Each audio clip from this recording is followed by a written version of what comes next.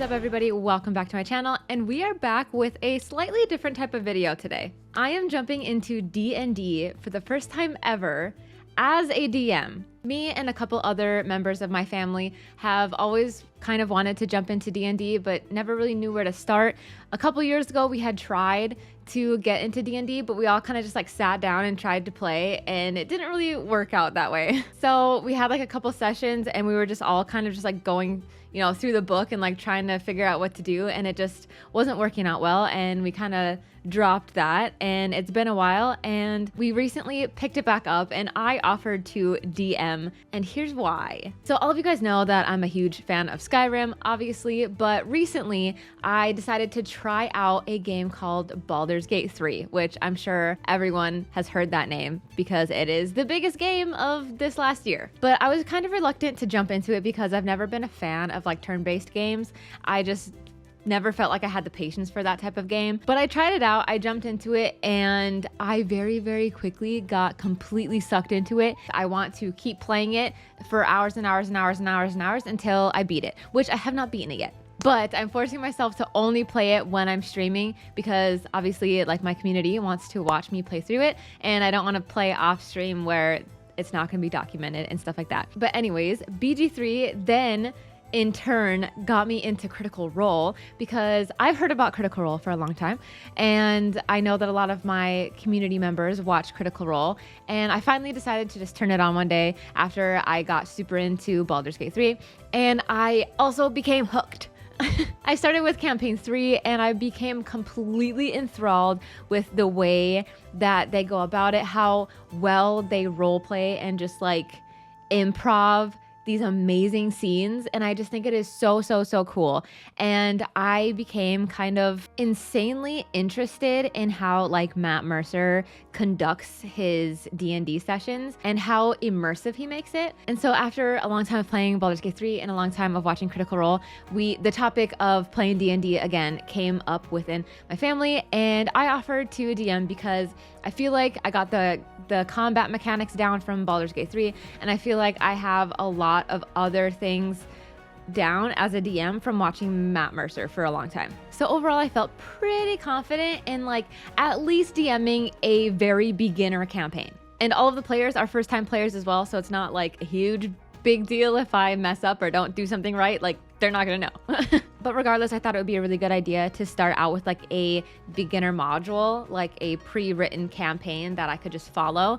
And we are starting with The Lost Mine of Phandelver. My camera is flipped, sorry. I need to orient myself on my screen. But anyways, this is backwards. We're starting with The Lost Mine of Phandelver.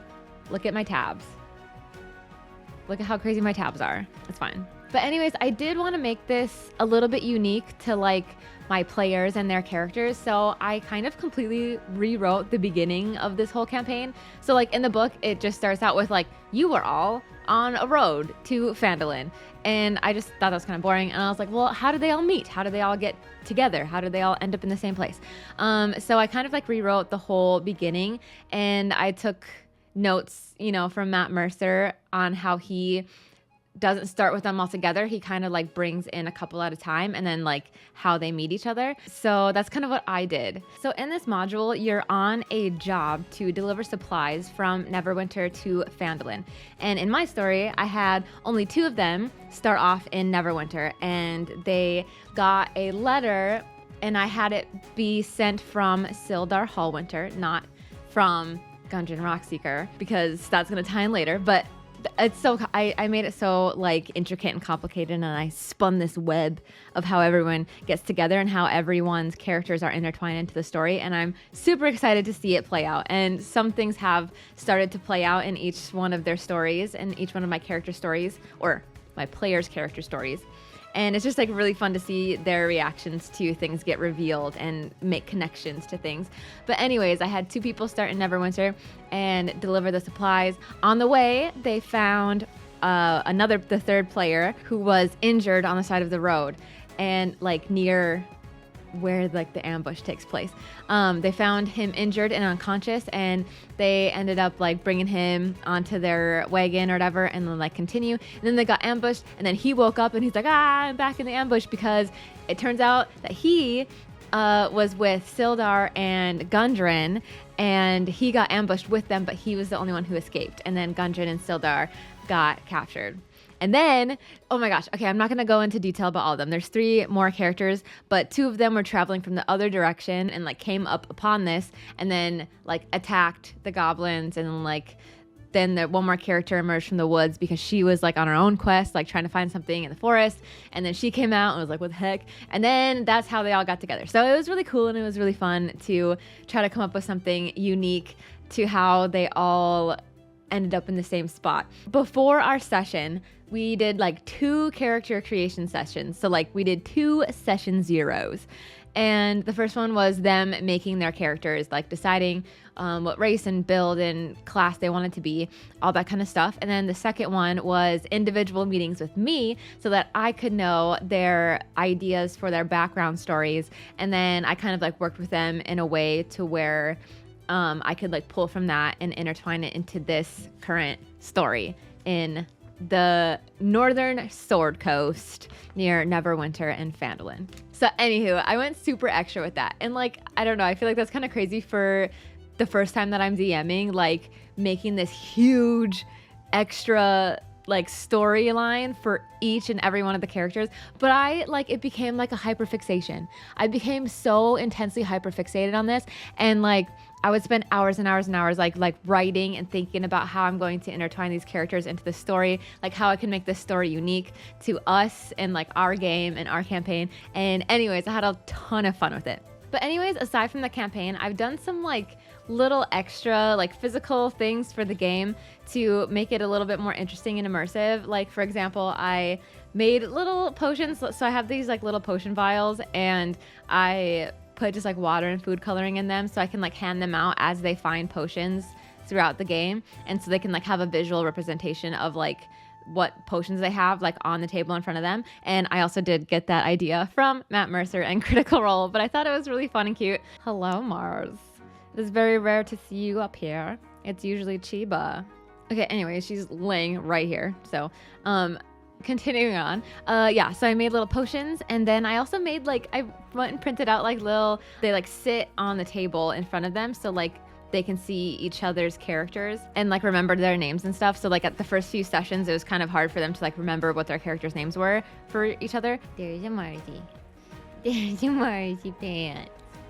There's a Marzi pants. Also, quick disclaimer, I'm not a fan or supporter of AI art when it's being used to like monetize off of, like if you're trying to sell AI art as your own art, or like using it for your business logo or something like that. But I don't see an issue as using it like for personal reasons, just to get like a visual of like a D&D character, of what they look like, and everyone around you can have a visual of your character. But anywho, back to it. I printed out these little name tag card things for each of my players to have in front of them while they are playing the game, and it is really fun and really nice to have. And I also made these monster sheets so my players could have a visual of what they're fighting.